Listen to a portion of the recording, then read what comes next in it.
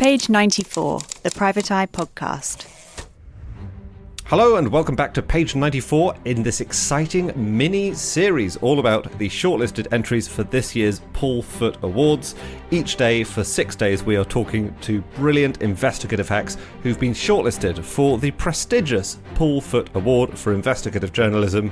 So let's find out without further ado who today's entrant is. My name is Humberto Rocha. I'm a reporter with OPIS, Oil Price Information Services, and we're part of Dow Jones, and we cover carbon markets. The essence of this market is by putting a price on carbon, you have the incentive to not pollute or decarbonize, find better ways to make your product without emitting that much carbon. On an annual basis, say if you emit 100 metric tons of carbon, you have to surrender 100 carbon allowances. And this price of carbon varies. Obviously, there's a lot of supply, but sometimes there's years where companies emit more carbon. The demand goes up, the price of carbon goes up. And the market is based on the price of carbon. Can I just check? You have to buy those 100 allowances. Say, if my company is going to emit 100 tons of carbon, I need to buy 100 units to cover that amount of emission. Okay, so I've bought 100 units as a company because I'm going to make money with these polluting products that I sell, but this is a way to incentivize me so that next year I hope I can only have to buy 90 units, for example. Right. And so if you emit more carbon the next year, you have to buy more allowances. They may or may not get more expensive, but you have the incentive to want to scale back the amount of carbon you produce on an annual basis. Okay. This sounds like a good system. And I hope you're about to tell me what went wrong with it. Yes. So essentially, depending on the company that you are, if you're, for example, a steel company, you're going to emit a lot of carbon. The EU wants to keep you in the EU. They don't want you leaving the EU to go somewhere else to set up shop. And you don't have to worry about a carbon price at all, say, in another country. The carbon price is not a thing in other countries. The EU does this. The UK does this. Some other countries are starting to do this. But you can still leave and set up shop somewhere else, and you don't have to pay a carbon price. You can emit as much carbon as you want. There are no penalties. No penalties on these externalities. What went wrong here is that these companies, for example, there will be a plant in 2020. Towards the end of the year, the plant shuts down. It's going to close operations. But in 2021, it emits 10 tons of carbon that were released. Okay, so almost nothing. Almost nothing, okay. Very little. There was actually a case with Total Energies. Their refinery in Grand Puits in France emitted 78 metric tons of carbon in one calendar year. How much, sorry? 78. Okay, so 78 metric tons of carbon. Okay. An entire calendar year. Okay. And in that year, they received 122,509 carbon allowances. So, and these are the allowances that are granted by the EU exactly to keep these industries here, because they know that a steel mill, for example, will have to produce enormous amounts of carbon. Correct. So it's a kind of, why is that? So it depends. Some companies wound down operations saying maybe we'll close, maybe we won't close. After the invasion of Ukraine by Russia, we saw natural gas prices went up, energy crisis in the EU and the UK. With good reason, some companies said we might halt operations, we might wind them down. Mm-hmm. But as to the decision of closing, that depends if you time it right. You can still get these carbon allowances that you get for free, right? And not emit carbon in that year. And they're worth a lot of money. Yes. Because you can then sell them? Yes, and so the price of carbon did go up in 2023 to record highs. In the EU, they reached 100 euros per metric ton. For perspective, These were trading at around 5 euros per metric ton in 2005, 2008. So a huge increase in the past 2-3 years. So if my steel mill has shut down or is trading at minimal levels, 78 tons of carbon in a year, but I've got 122,000 tons worth at 100 euros per ton. Pretty big sizable gain. That's fantastic. It's great. Who am I selling them to? Anyone who's willing to buy them. There's a secondary market on this where companies not anyone. Yeah. Companies registered in this system can buy them. And why are they buying them? Because so some companies might actually need them to surrender their allowance, to cover their allowances. Others, there's investment funds that have entered this space. They buy them and they can hold them for as long as they want because it is expected that the price of carbon will go up to around 200, 300 euros per metric ton towards the end of the decade. Right. So it's in their interest to buy these bonus credits that I've been given for free. So a lot of money is being generated from nothing. Why has the system gone wrong in that way? Why are these companies with almost shut down steel mills still receiving this huge number of credits? In theory, there is a system that allocates for if there's a 15% reduction in activity level changes, your allowance is decreased.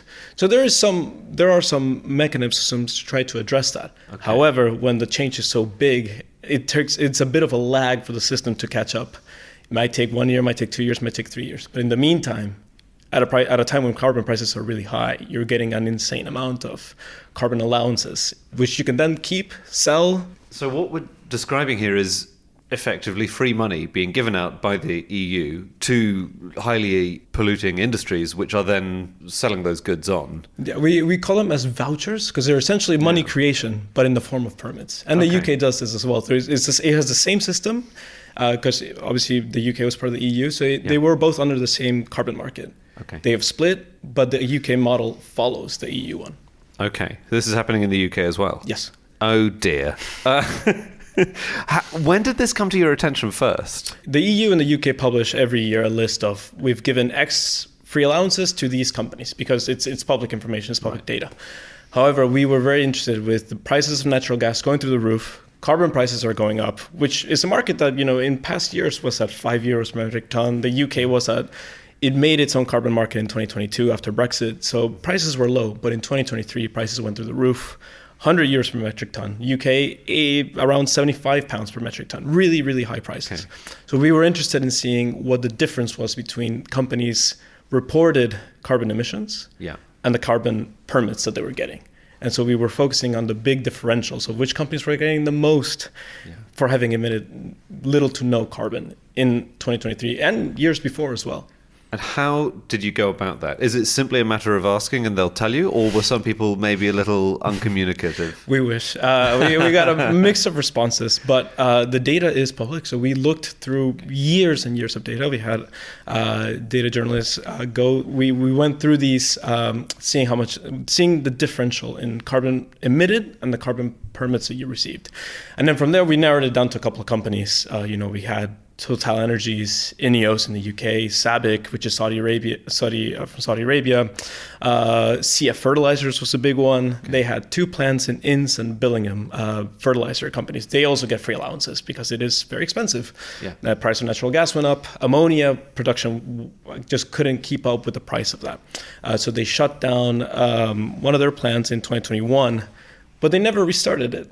However, in 2022, they received around, and let me make sure I have this number right, but they received around 488,000 carbon permits in the UK. Wow. So again, you emit very little, but these are record high prices. You get vouchers for these carbon permits, which you can then sell to anyone. So is that more than £30 million? I'm doing the maths in my head. Trying to do our maths. Yeah, so for the Ince plant, it was £38 million. Right. And we based this price on the average price of carbon throughout that calendar year. Okay. So it could have been 38 million at a time when UK carbon prices were at an all-time high. Okay, I see. So, we talk a lot about wealth creation. This is maybe an unintended and enormous amount of wealth creation. Yes. Did you get a satellite involved at one point? We did. We wanted to gauge the history of the carbon emissions that were happening, I think, at the Ince plant. Mm-hmm. And we did see that there was a dramatic reduction in the amount of carbon emitted. So again, the facts that they had reported were true, but we wanted to really get a sense of that. And the satellite imagery really helped to prove that. I think you're the first Paul Foot nominee to ever hire a satellite as part of the reporting effort. So that's extremely exciting.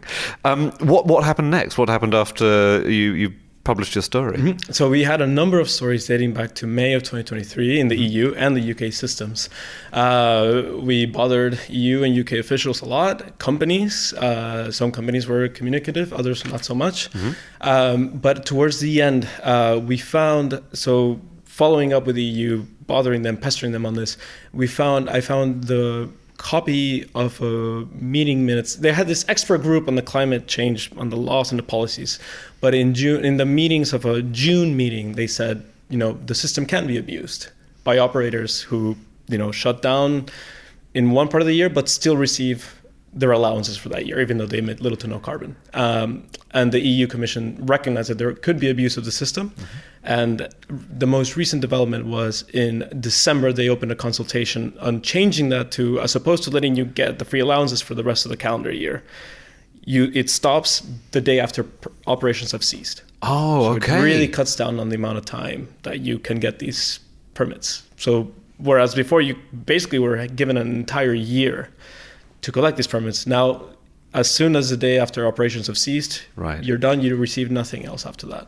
Okay, and that hopefully, I presume, will restore this mechanism of encouraging firms to actually decarbonize rather than simply shutting down a plant.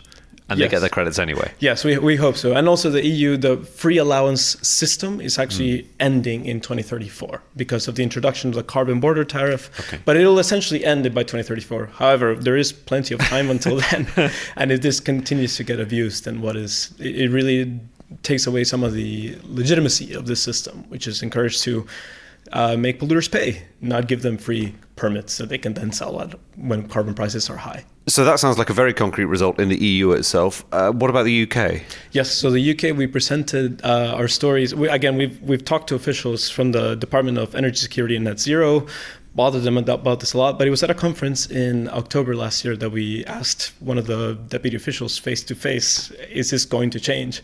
And by December, they opened a consultation on changing this allowance, or changing the allowance system similar to the EU the day after, to prevent operators who are emitting little to no carbon from getting these vouchers, these permits. They will be changing that system, but it won't happen. There's a consultation at the moment where it closed in March, but these changes won't actually come into effect if approved by 2026. So there's some time. Okay. But they are looking into it more seriously after this reporting. So what you're saying is if you're a polluter, hurry while these credits last. There is some time, but the change is there and is coming. It's a fantastic story. It's so interesting. I wish we could talk about it all day. Congratulations again on your nomination, Humberto. Thank you, Andy. There you have it. Thank you so much for listening. We hope you've enjoyed that little insight into the world of investigative journalism. There will be another one of these tomorrow. If you just can't wait for that, then feel free to subscribe to the magazine instead, private-eye.co.uk. Thanks for listening. We'll be back again shortly with